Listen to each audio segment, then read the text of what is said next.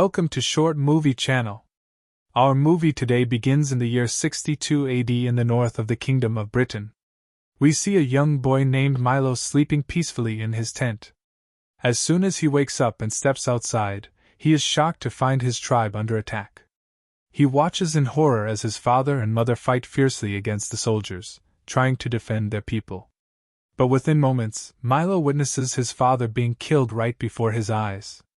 His mother desperately tries to take him and escape, but another Roman soldier comes charging in on horseback, striking her down with brutal force and knocking her to the ground. We are then introduced to a commander named Senator Corvus, who orders his soldiers to gather all the remaining tribe members and execute them to prevent any future rebellion against the Roman Empire. The Roman soldiers, without hesitation, carry out the massacre, killing men, women, and children in the most horrific way. At that moment, Milo sees his mother being murdered as well. Terrified, he pretends to be dead, lying still among the bodies. Once the soldiers have finished slaughtering the entire tribe, they pile up the corpses and leave. After they are gone, Milo slowly gets up from the heap of bodies and sees his father hanging from a tree. Overwhelmed with grief, he stumbles into the forest, walking aimlessly until exhaustion takes over. Eventually, he collapses under a tree and falls asleep. The next day, a slave trader passing by the area spots Milo and is delighted, seeing an opportunity to sell him in London. 17 years later, we meet a man named Gracchus and his servant Bellator, who are watching a brutal fight in the arena. We are introduced to 3 fierce gladiators who belong to Gracchus, and no one seems capable of defeating them. At this moment, we see Milo all grown up, now a strong and muscular warrior. Bellator tells Gracchus that people have nicknamed Milo, the cat, because his entire family was slaughtered before his eyes when he was a child. Milo steps into the arena, facing the 3 gladiators with immense strength and ferocity. The battle is intense, and it quickly becomes clear just how powerful and skilled Milo has become. He takes down all 3 fighters with ease, leaving Gracchus highly impressed by his incredible strength. Without hesitation, Gracchus decides to purchase Milo and add him to his collection of slaves. However, there is one man named Gladiator who is furious about Milo's victory. His brother was one of the 3 fighters Milo killed in the battle. Meanwhile, Bellator gathers the newly purchased slaves and sets off with them toward the city of Pompeii. In the next scene, we are introduced to a beautiful young woman named Princess Cassia, the daughter of Prince Severus. As she and her entourage travel, their carriage suddenly falls into a ditch, causing one of the horses to break its leg. Seeing this, Milo asks Bellator to release him from his chains so he can help. At first, they refuse and strike him, but Cassia orders them to set him free. Once unchained, Milo approaches the injured horse, gently calming it down. However, he quickly realizes that the break is too severe. To end the horse's suffering, he swiftly puts it out of its misery. Seeing his compassion, Princess Cassia thanks him before getting back into the carriage and continuing on her way. As they travel, Cassia's assistant, Ariadne, notices how Cassia keeps looking back at Milo. She asks why, and Cassia admits that she is amazed by his strength. Her expression makes it clear that she is intrigued by him. After some time, Cassia finally arrives in the bustling city of Pompeii, which is packed with people celebrating a grand festival.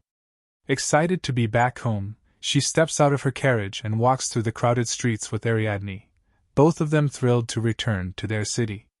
Later, Cassia arrives at the palace, where she is warmly greeted by her father, Severus, and her mother, Aurelia. She also meets Felix, the stable master, who tells her that her horse had missed her greatly during her time away. She thanks him, bids farewell to her horse, and continues on her way.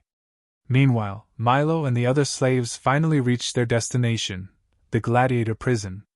As they enter the dining hall, all the other warriors and fighters turn their attention toward Milo, recognizing his strength. Then, a group of wrestlers gathers around Milo, trying to corner him. But our hero, Milo, taps into his strength and unleashes a brutal and relentless attack on them, striking with ferocity like a wild beast.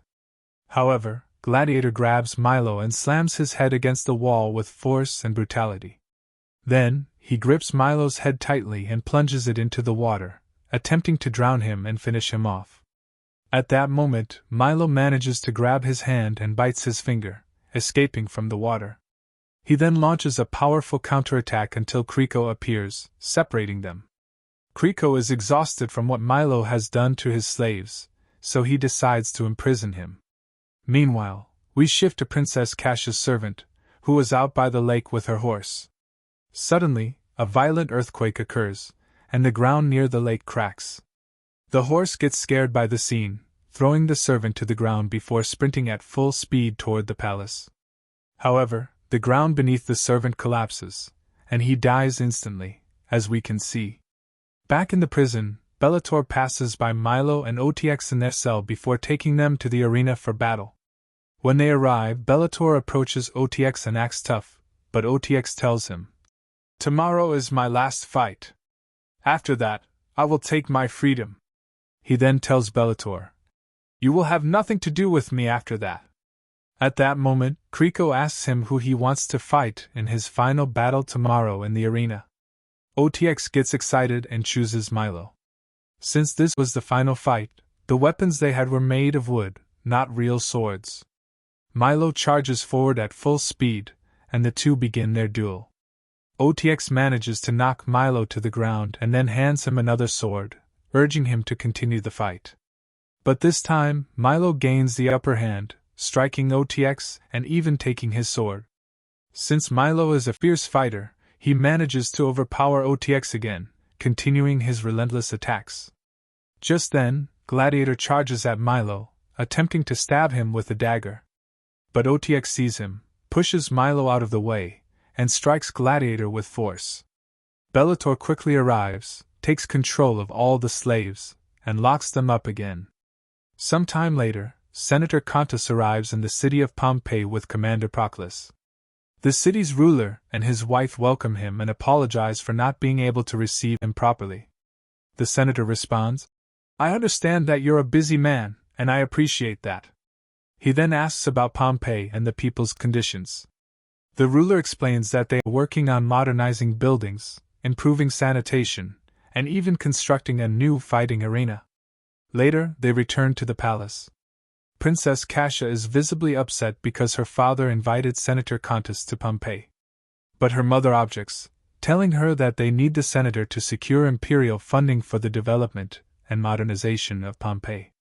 As they are speaking, Cassia notices her horse returning alone, without the servant. The horse is extremely frightened and refuses to calm down, clearly disturbed by what it had seen. Cassia runs toward the horse and starts soothing it. At that moment, Bellator arrives, and they both take the horse to the grand celebration at the palace of Vesuvius. There, Milo spots Proclus, the very man who killed his family at the beginning of the film. At the same time, Princess Cassia stands from afar, gazing at Milo with admiration. Suddenly, her father Vesuvius appears and asks her to go speak with Senator Contus. Cassia obeys her father and approaches the senator.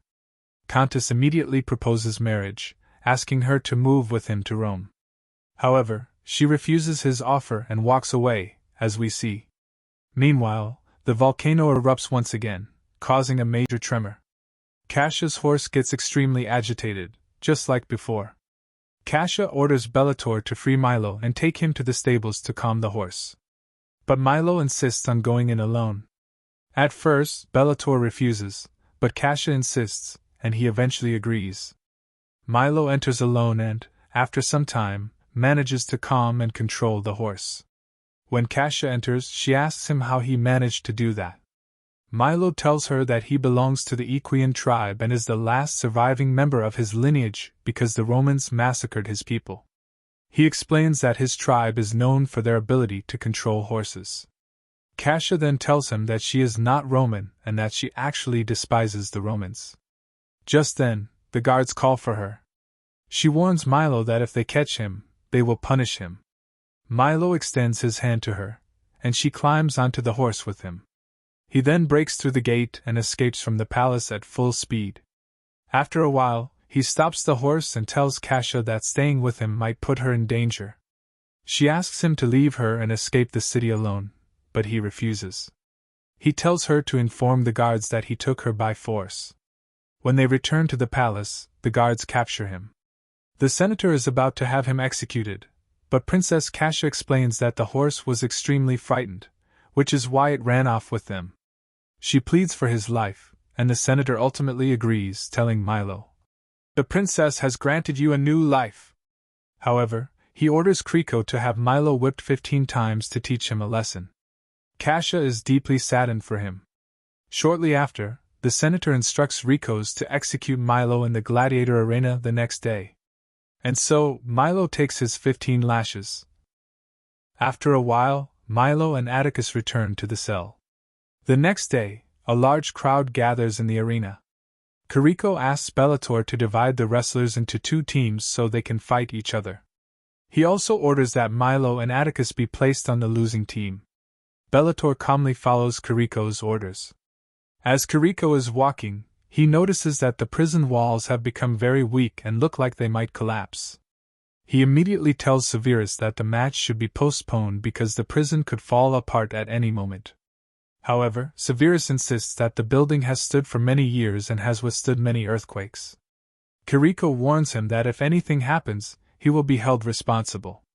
Then, without hesitation, Kriko orders his assistant to bring his carriage because he is leaving the city. Later, Bellator takes Milo, Atticus, and another wrestler to the arena. They are chained to a massive rock and handed weapons. Bellator announces to the spectators that the wrestlers will represent the victory of the Roman armies. Milo is shocked and tells Atticus that a massacre is about to happen. He remembers witnessing a similar slaughter when he was a child. As soon as the senator announces the start of the match, another group of wrestlers enters, dressed in Roman military uniforms. They attack immediately, and the soldiers begin charging at Milo and his teammates. A fierce battle erupts in the arena as Milo and his group fight desperately to defend themselves. Milo suggests climbing onto the rock behind them to gain higher ground against the soldiers. However, the other prisoners manage to take down several of Milo's allies. Seeing this, Milo charges at them with all his strength. Atticus also fights furiously, slaying several opponents. No one is able to defeat Milo. He eliminates his enemies one by one. Meanwhile, Corvus notices that Cassia looks worried about Milo, which enrages him. He threatens to remove her father from power in Pompeii unless she agrees to marry him. Feeling she has no choice, Cassia agrees, but only on the condition that Corvus does not harm Milo. At the same time, Atticus is trying to break the massive rock. Milo defends him from behind, cutting down any soldier who attempts to climb up. Eventually, Atticus succeeds in toppling the giant rock onto a group of soldiers, crushing them. Milo then picks up a spear lying on the ground and throws it at a soldier on horseback, striking him down. He quickly mounts the horse and starts knocking enemy fighters to the ground before dismounting and finishing off the last opponent from the other team. Then, he grabs the Roman banner, breaks it, and picks up another spear. He hurls it at Corvus, but Corvus's guard saves him by blocking the attack. Furious, Corvus orders his soldiers to enter the arena and kill Milo. Just as the soldiers are about to attack, the Princess Cassia stops them at the last moment. She tells Corvus that if he kills Milo now, he will turn him into a symbol and a martyr for war. Realizing this, Corvus orders that Cassia be locked in the palace. At that moment, a powerful earthquake strikes due to the nearby volcanic mountain. However, the senator manages to calm the people and tells them that if they want to make Milo a hero, he must first face Rome's greatest champion in battle. He then orders his guard to imprison Atticus and send a gladiator to fight Milo in the arena to kill him. The guard obeys, and a brutal fight breaks out between Milo and his opponent. Milo is about to finish him off when suddenly, the arena begins to collapse. The volcano erupts, and the ground cracks open beneath them. Milo and the gladiator fall below, and their battle continues underground with even more ferocity, both determined to kill each other. Meanwhile, Milo manages to unlock all the prison gates. Atticus escapes quickly and shuts the door behind him. The freed prisoners capture the warden and take their revenge on him for all the suffering he caused them.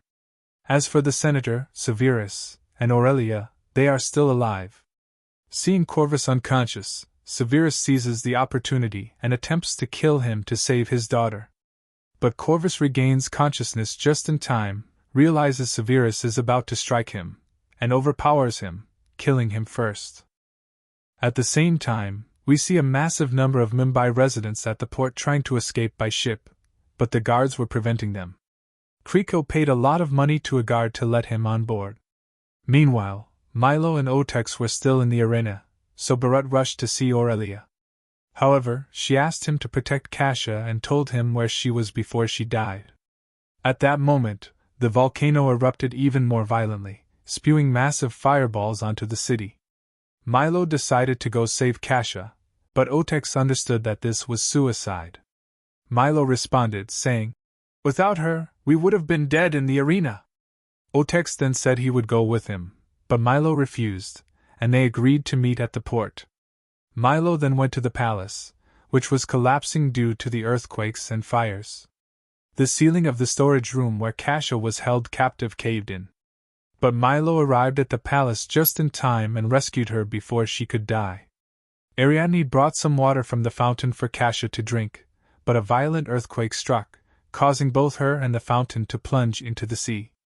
Cassia wept over her loss and refused to leave the palace, but Milo forcefully took her and ran toward the port. At the same time, the senator was struggling to get through the crowds, so he ordered Proculus to kill the people in their paths so they could reach the port. Meanwhile, a massive fireball from the volcano struck the ship Kriko was on, destroying it. Otex was on his way to the port, waiting for Milo, but was shocked when he saw a tsunami forming in the sea. He quickly ran for safety but spotted a little girl trapped on the ground as the crowd trampled over her. He rushed back, saved the girl, grabbed her mother, and ran as fast as he could. Meanwhile, Milo and Cassia were hiding from the volcanic fire. Cassia told him they could escape through the southern hills, but they had to move fast. They rushed to the arena to find horses, and Cassia came across the bodies of her parents, breaking down in tears. Milo and Otex searched for horses but found nothing. At the same time, Cassia was captured by a group of passing soldiers. The senator finally caught up to Cassia, but Milo and Otex arrived just in time. The senator ordered his men to kill Milo, but Milo and Otex fought fiercely, taking down all the Roman soldiers. Soon, only the senator's bodyguard remained. Otex told Milo to finish him off, leading to an intense and brutal duel between Otex and the guard. In the end, the guard managed to stab Otex in the stomach and mocked him, saying a slave like him could never defeat a Roman soldier. Enraged, Otex replied, "Death doesn't differentiate between a slave and a soldier," before breaking the sword in his own stomach and killing the guard. Meanwhile, Milo was still chasing the senator. As fireballs rained down, a massive crater opened in front of him, but his horse managed to leap over it. Cassia, still tied up in the senator's chariot, broke off a wooden piece and freed herself. She then pushed the senator, causing the chariot to hit a stone and flip over, throwing him out. Milo rushed to check on Cassia, but suddenly, Charax appeared and attacked him. The two engaged in a fierce sword fight, slashing at each other relentlessly. In the end, Milo stabbed Charax in the arm, then chained him to an iron post, leaving him to face his fate. Before Milo left, Charax asked him, "Why do you want to kill me?" Milo replied, "Because you killed my entire family long ago." At that moment, the volcano fully erupted. Milo left Charax behind, grabbed Cassia, and rode off on horseback. The city was consumed by fire, killing everyone in its path. Milo and Cassia reached the outskirts, hoping to escape, but the horse panicked and collapsed. Milo told Cassia to ride alone and flee, but she refused, saying she would stay with him. Unfortunately, the lava finally caught up to them. She hugged him tightly as they turned to stone in each other's arms. And that's how today's movie ends. I hope you all enjoyed it. Don't forget to support us with a like and subscribe.